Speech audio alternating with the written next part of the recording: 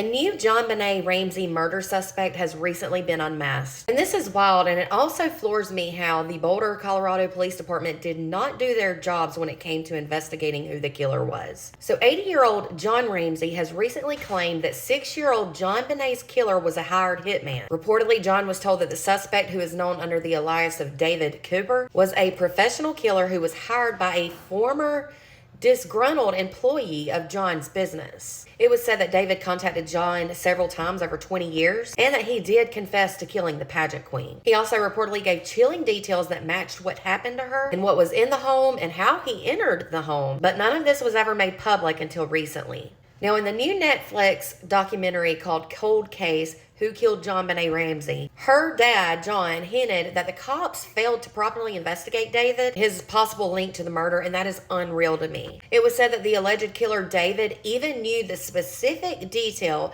that John had a red model airplane on his business work desk in his home. So John thought maybe this man is legit. So he called the police, but guess what? They weren't interested in following up. John said that David told him he snuck into his home on Christmas Day in 1996 through an unlocked side door and that he hid in the basement closet until the family went to sleep. How'd he know there was a closet in the basement? How'd he know there was a side door? He also claimed that he wrote the infamous ransom note, and David said that the unmatched DNA that was found on JonBenèt's body would indeed match him. However, despite all these details, the Boulder Police Department literally told John to do their jobs for them. They even suggested that John bring David in for questioning himself. John also said that his private investigators did not take him seriously with this new lead. He said that he was willing to send David money for a flight to Boulder, and this was for him to be questioned on the off chance that he was legit, but his own attorney told him to wait. Why? John also said that a private investigator that was hired by his attorney said at the time that David was not credible. John said he has no clue how they concluded that. And just this month, John reportedly revealed that he received a letter from a woman out of Louisiana, which is where David was known to have lived at one time, and she claimed that her husband was JonBenèt's killer. John said that he has not called her yet, but he will.